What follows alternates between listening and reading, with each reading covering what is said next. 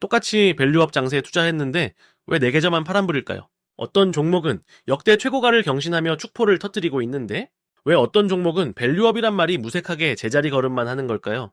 정부가 그렇게 밀어주는데도 결과가 이렇게 다른 이유 도대체 뭘까요? 2024년 야심차게 시작된 기업 밸류업 프로그램 벌써 1년 반이 훌쩍 지났습니다. 2026년 이 정책이 정말 내 주식 계좌를 살릴 구원투수가 될 수 있을지 오늘 그 핵심을 파헤쳐 봅니다. 먼저 밸류업 프로그램 도대체 무엇이었는지 짧게 복습해 볼까요? 핵심은 코리아 디스카운트 해소였습니다.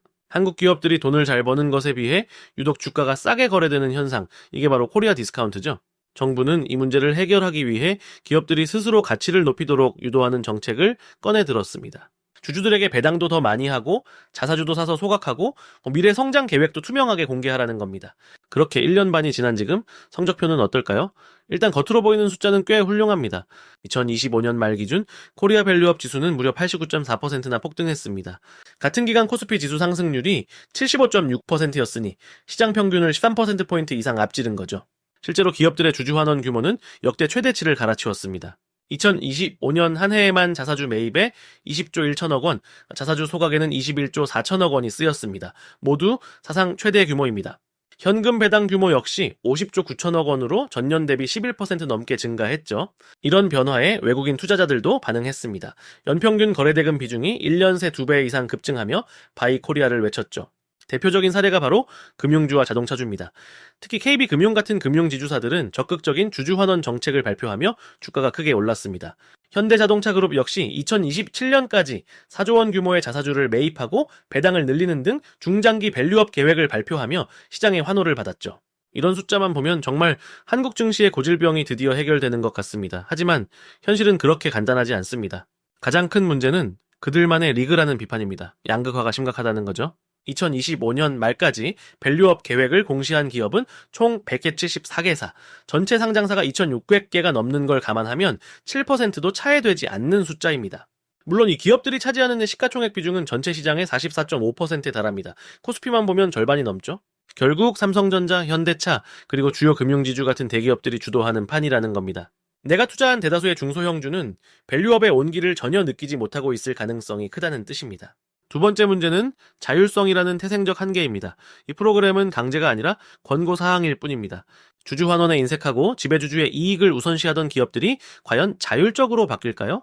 코리아 디스카운트의 근본 원인으로 꼽히는 취약한 지배구조 문제는 그대로인데 겉핥기식 처방에 그칠 수 있다는 우려가 나오는 이유입니다. 실제로 높은 상속세 때문에 대주주 입장에선 주가 부양이 오히려 불리한 경우도 있어 밸류업의 소극적인 숨은 이유가 되기도 합니다. 이런 한계를 극복하기 위해 정부가 꺼내든 카드가 바로 세제 혜택입니다. 당근을 줘서 참여를 유도하겠다는 거죠. 2026년, 바로 올해부터 본격적으로 시행되는 세제 혜택들이 밸류업의 성패를 가를 핵심 열쇠가 될 수 있습니다.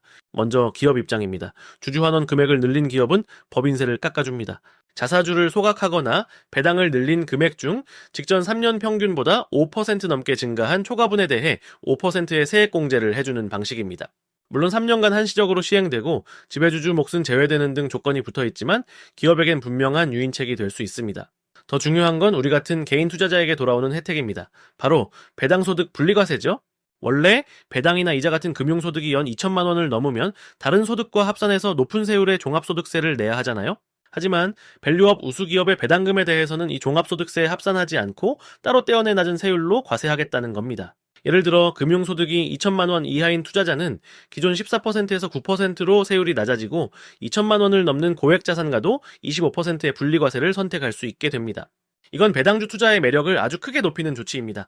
세금 부담이 줄어드니 실질 수익률이 올라가고 자연스럽게 배당을 많이 주는 밸류업 기업으로 돈이 몰리게 되겠죠. 네. 자, 그럼 다시 처음 질문으로 돌아가 보죠. 2026년 내 주식 계좌는 정말 살아날 수 있을까요? 결론부터 말하자면 어떤 종목을 담고 있느냐에 따라 극과 극의 결과가 나타날 겁니다. 밸류업은 모든 종목을 끌어올리는 전면적인 상승장이 아닙니다. 철저한 옥석 가리기 장세가 될 겁니다.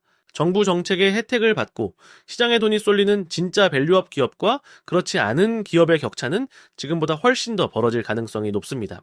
그렇다면 우리는 어떤 기준으로 진짜 밸류업 기업을 골라내야 할까요? 첫째, 계획이 아닌 실행을 봐야 합니다. 밸류업 계획을 공시하는 것만으로는 부족합니다.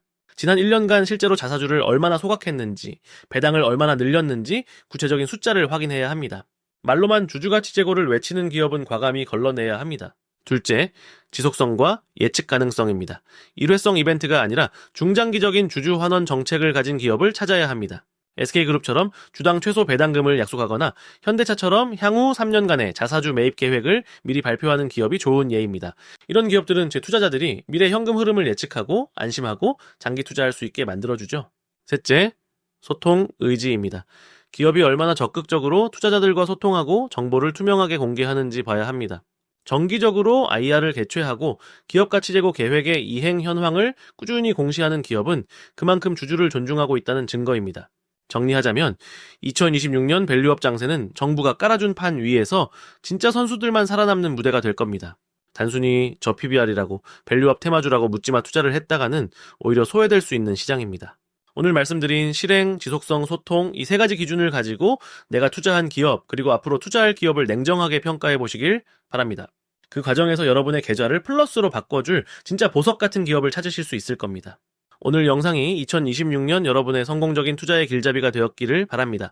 내용이 유익하셨다면 구독과 좋아요로 응원해 주시면 더 좋은 콘텐츠로 보답하겠습니다. 밸류업 프로그램에 대한 여러분의 생각은 어떠신가요? 댓글로 자유롭게 의견을 나눠주세요.